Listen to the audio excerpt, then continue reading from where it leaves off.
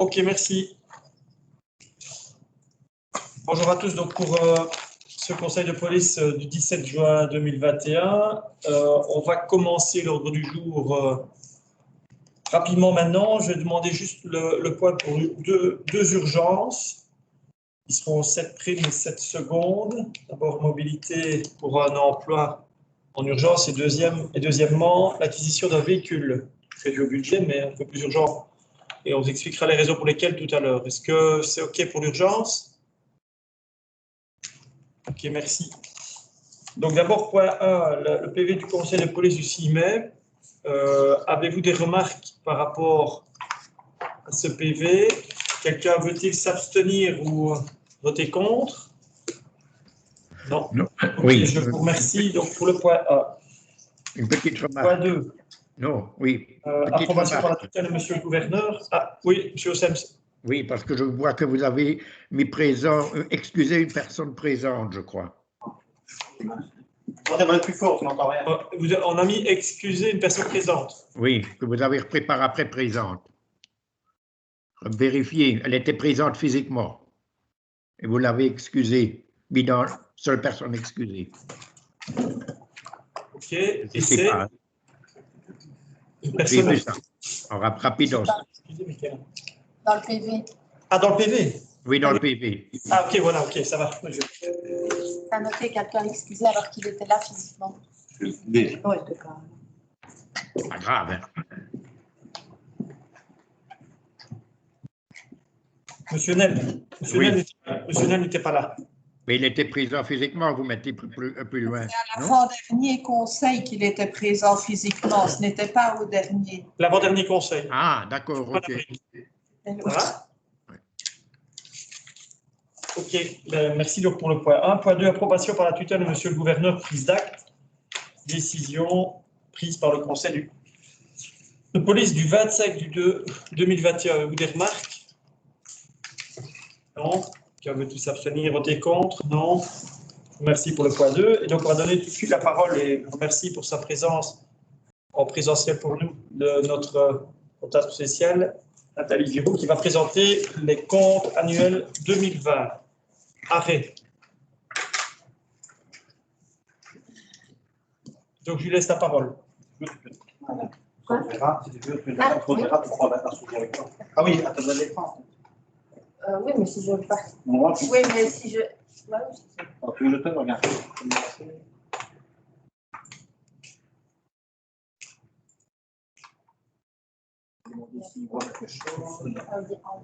Voyez-vous bien le PowerPoint?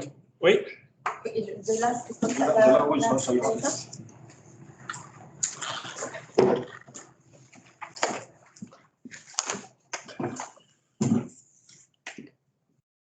Bon, bonjour tout le monde. Donc pour 2020,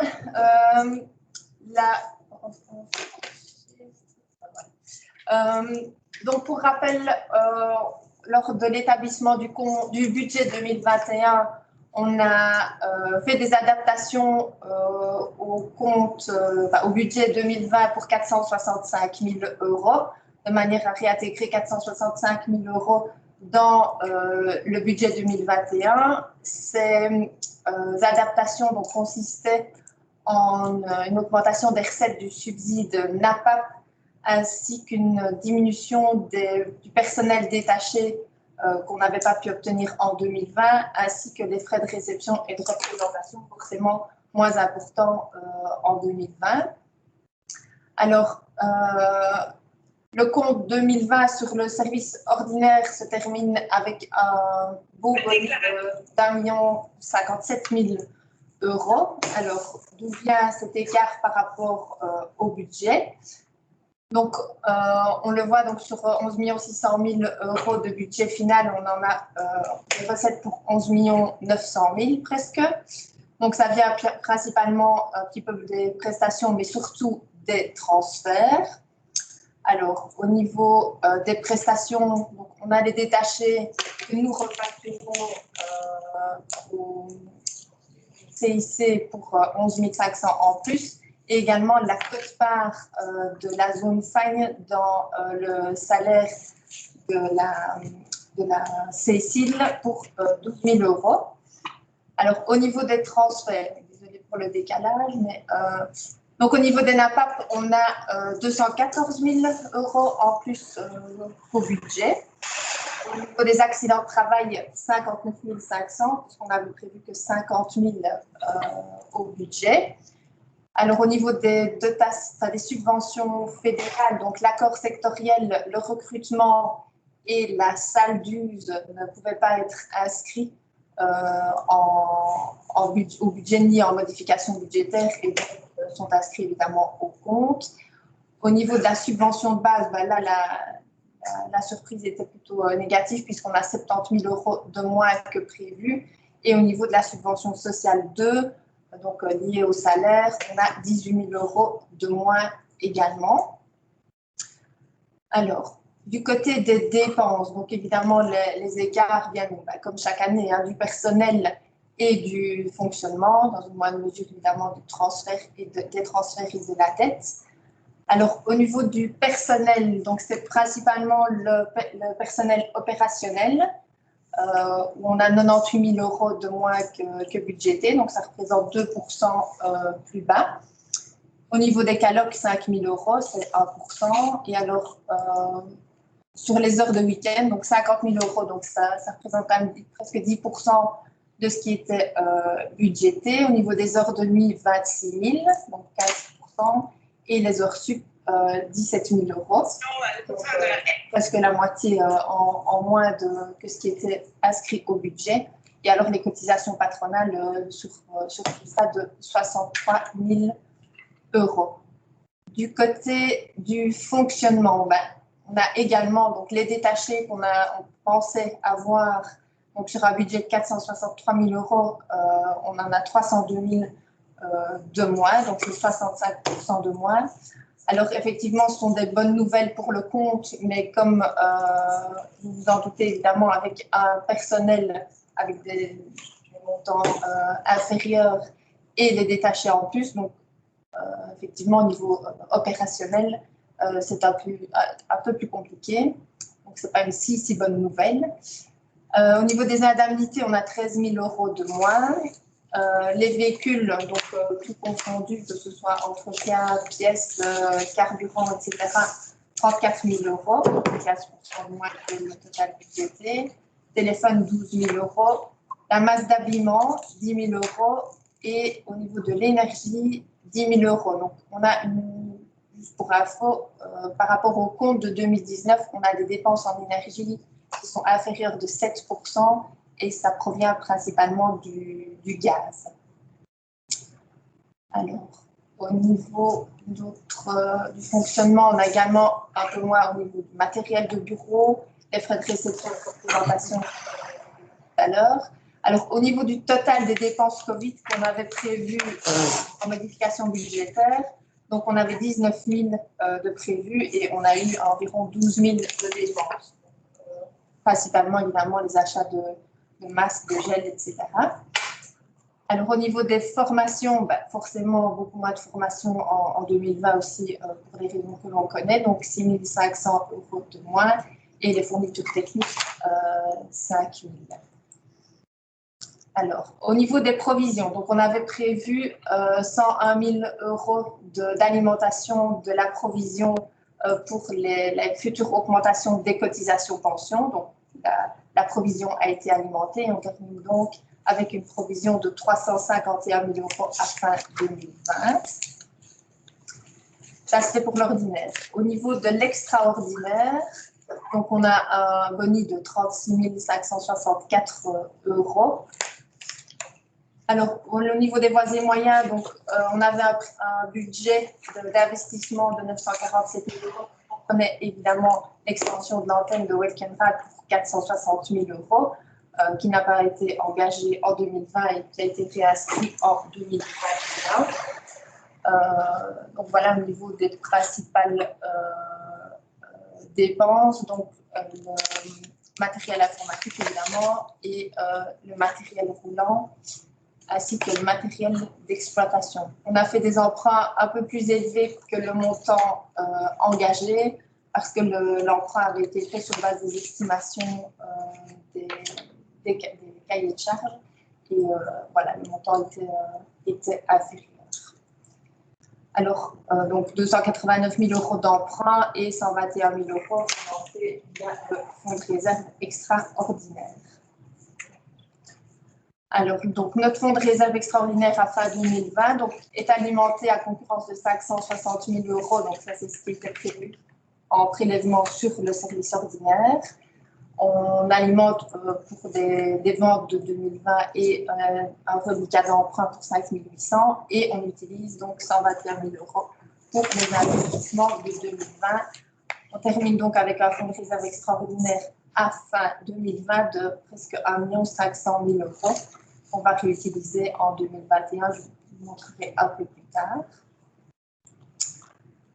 Voilà pour 2020. Je ne sais pas si vous avez des questions. Bonjour tout le monde.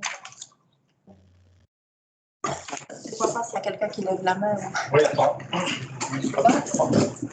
Oui, j'annule le partage de... Voilà. Voilà. Je ne sais pas si vous avez des questions, oui. Oui, donc j'avais juste une question moi, par rapport aux prestations de week-end et prestations d'heures supplémentaires. On voit qu'on est en décalage par rapport au budget de 10% sur un poste 15%. Est-ce que c'est un peu étonnant d'avoir budgété ces heures-là et puis de ne pas les avoir fait? Est-ce qu'il y a une raison particulière? Entre autres, c'est lié entre autres à la crise Covid, évidemment, puisque on s'est basé lors de la budgétisation sur une année normale. Hein, quand on a budgété au départ le budget de 2020, il y a des prestations, par exemple, je ne sais pas peut-être faire de dessin, mais des prestations au niveau des événements, par exemple, de l'encadrement de ces événements-là le week-end. Fatalement, il y en a eu beaucoup moins l'année passée. Au niveau des prestations de capacité hypothéquée, donc au profit justement d'autres zones de police dans le cadre de nouveau d'encadrement d'événements ou de manifestations, pareil. Donc voilà déjà deux premières explications. D'autres. Ok, parfait, merci. Y a-t-il d'autres questions ou d'autres remarques? Non. Ah, c'est Benoît. Ah oui, Benoît. Je mets le micro. Dans ce cadre-ci, est-ce que l'augmentation linéaire des dotations de 3% est encore nécessaire pour 2021 quand on a venu à l'exercice propre de 500 000 €? Est-ce qu'on ne pourrait pas imaginer d'avoir, on sait qu'on est tous confrontés à des budgets difficiles, on ne pourrait pas imaginer cette année d'avoir une diminution de notre intervention ou simplement un maintien? Je réponds. Je vais peut-être présenter la modification budgétaire pour ça donnera en tout cas une partie de l'explication de la nécessité de garder. OK.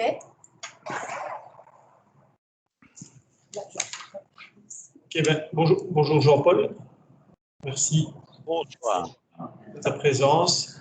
Et donc, on va présenter maintenant les modifications budgétaires pour avoir en partie une réponse par rapport à la question de Benoît. Et je redonne la parole à Nathalie. Donc, comme je viens de l'expliquer, évidemment, au niveau de la première modification budgétaire, on intègre évidemment le résultat du compte avec les 592 000 dont on vient de parler. Alors, au niveau des recettes, on a également ajouté le subside NAPAP. Alors, on n'a pas encore l'autorisation d'inscrire la totalité de l'estimation du coût des NAPAP à récupérer. On a en tout cas inscrit 83 000 € qui correspond au montant qu'on a déjà associé. Là, il y aura inscrit cette recette. Au niveau des indemnités d'assurance, on a également reçu 6 000 € pour la surtension qu'on a eue à Herve en 2018. Donc, c'est inscrit également puisque perçu. Alors, du côté du personnel, donc là, face au manque de personnel qu'on a actuellement et la difficulté de trouver des détachés, notamment, et le recrutement. Donc, on a augmenté l'enveloppe des heures supplémentaires de 70 000 €. Au niveau des heures de nuit, on a également augmenté de 10 000 €.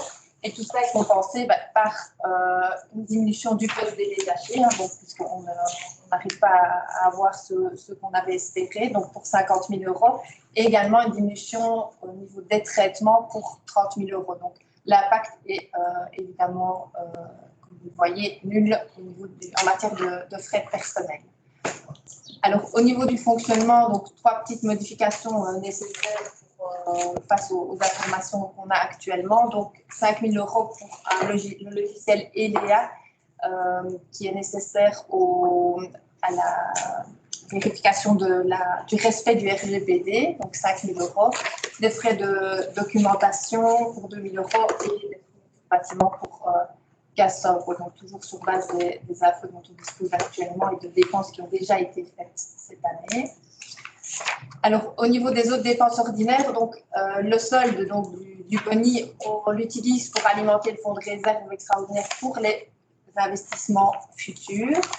Alors, investissement futur, donc, au niveau de l'extraordinaire, déjà en 2021, donc, outre l'intégration du boni, mais léger de 34 000 €, on a inscrit l'achat du bâtiment plombière, donc pour 1 505 000 €.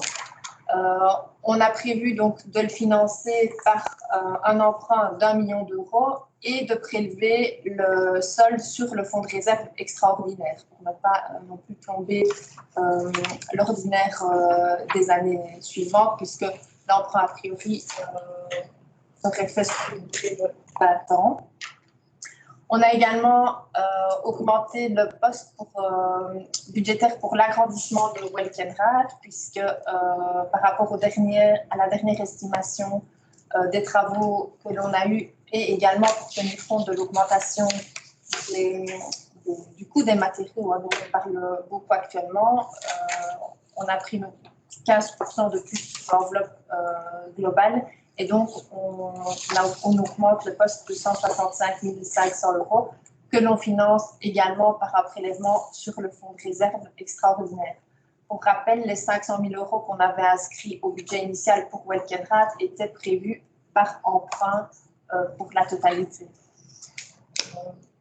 On a également une petite la climatisation du local informatique ici à Erf pour 5 000 € et une alimentation du fonds de réserve de 17 000 €, c'est pour arriver à un résultat de 0 après la modification budgétaire, et des reliquats d'emprunt des années antérieures pour 16 000 €.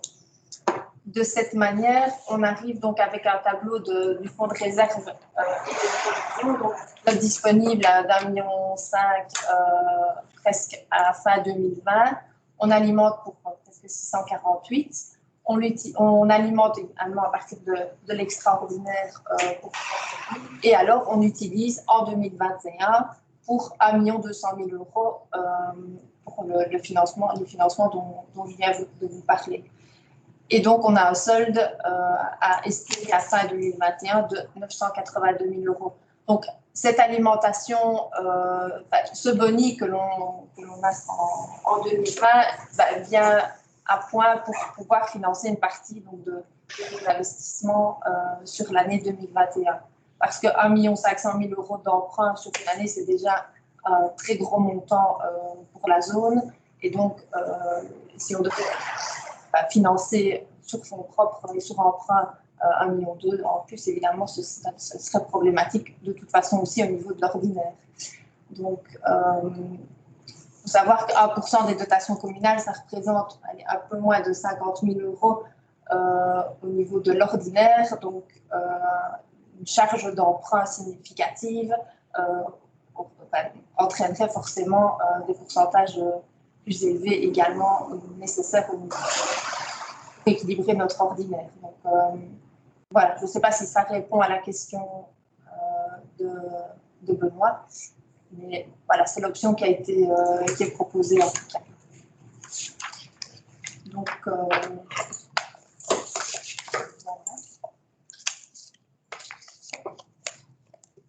voilà Benoît. Voilà une question, une réponse objective de notre comptable spécial.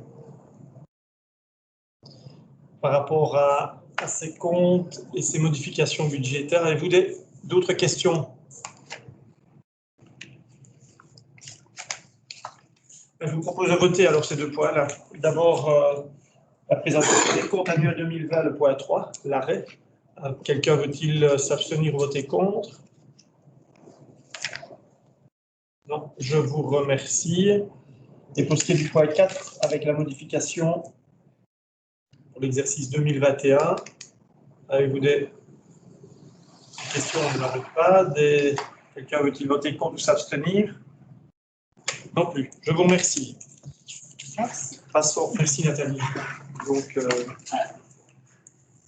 je propose de lui laisser sa liberté. Voilà. Merci Nathalie et bon retour. Point 5, mobilité SAC 2021, recrutement d'un caloc niveau C, assistant pour la DPL, ouverture d'emploi, décision. Donc, je vais laisser Vincent expliquer. Il s'agit ici de remplacement. Oui.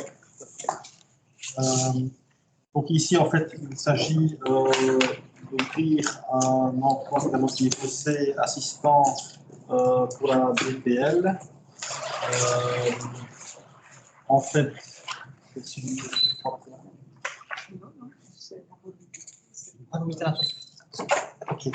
donc en fait, il s'agit du point concernant donc l'ouverture d'emploi pour une employée assistante à la DPL.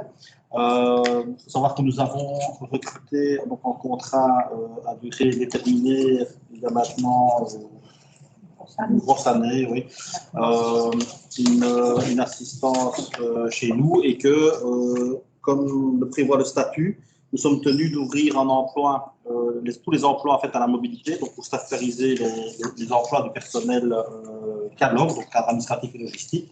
Et donc il s'agit ici d'ouvrir cet emploi auquel la personne qui a été recrutée en contrat à durée déterminée peut postuler. C'est un recrutement en extrême urgence. Donc voilà, on propose ici d'ouvrir cet emploi à la mobilité 2021, la 05 2021. Donc en fait, c'est la mobilité qui paraîtra seulement en fin de cette année. Mais bon, voilà, on ouvre déjà l'emploi maintenant.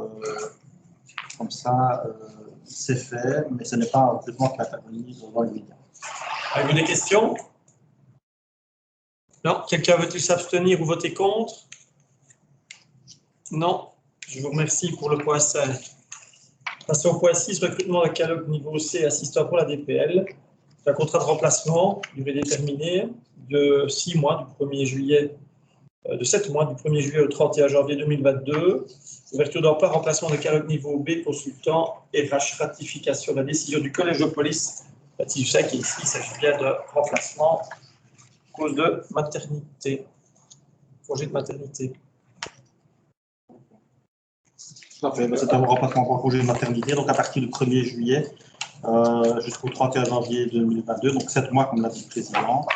Et donc, on a une situation d'urgence pour pouvoir remplacer la personne qui est censée accoucher dans le courant du mois d'octobre, mais avec la période ici des vacances qui s'annonce et le temps qu'il faudra pour la former un minimum, on souhaiterait effectivement l'engager ici à partir du 1er juillet.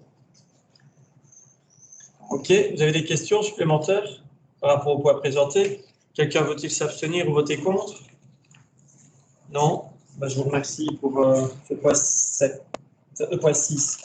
Donc, point 7, maintenant, recrutement de caloc niveau C, assistant pour la direction des opérations, CDD de remplacement du 1 du 10 au 31 du 1, remplacement de caloc niveau C, assistant d'IROPS et en tête de L, ouverture d'emploi.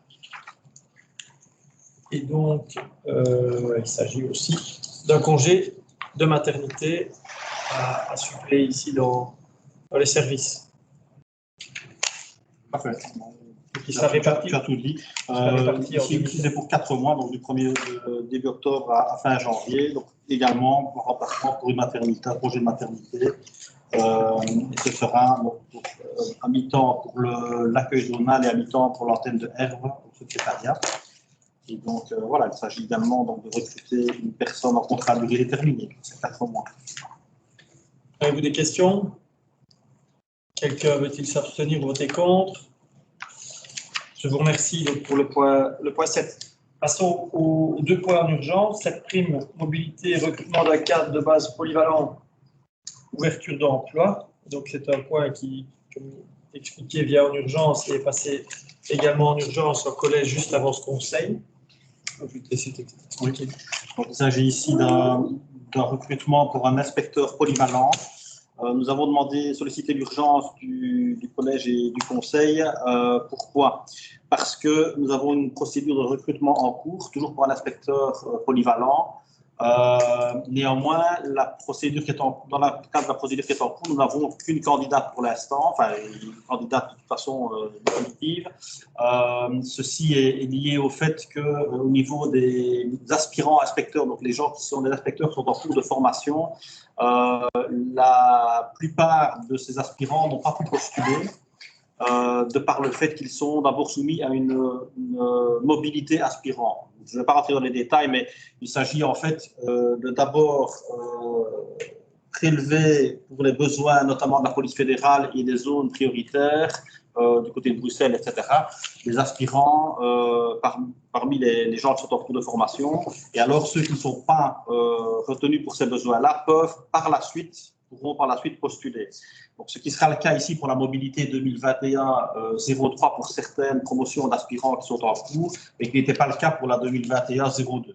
C'est pour ça ici qu'on demande d'ouvrir un emploi d'inspecteur polyvalent pour la mobilité qui paraîtra au mois de juillet, pendant les vacances, et qui nous permettra donc de recruter, on l'espère, l'inspecteur. Avez-vous des questions sur ce point-là? Non. Quelqu'un veut-il s'abstenir? Voter contre? Non. Je vous remercie donc pour le point 7 prévu. 7 secondes. Acquisition d'un véhicule, phase 2. Il s'agit du véhicule radar anonyme. Décision de principe et mode de passation de marché. Donc, on a le véhicule radar actuel qui est tout doucement en déliquescence. Et qui mériterait des frais importants. Et donc, on essaie d'aller un peu plus vite pour pouvoir le remplacer. Donc, ici, c'était bien prévu de le remplacer, mais on essaie d'aller un peu plus vite pour pouvoir le remplacer et éviter des frais trop importants, tout en permettant quand même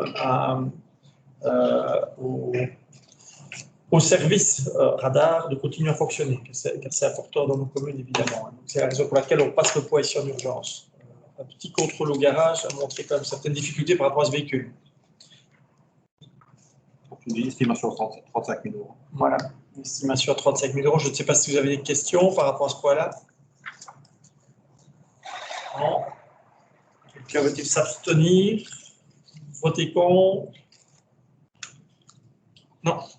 Ok, ben merci alors pour ce deuxième point en urgence qui aidera nos services à continuer à travailler du matériel de qualité sécurisé.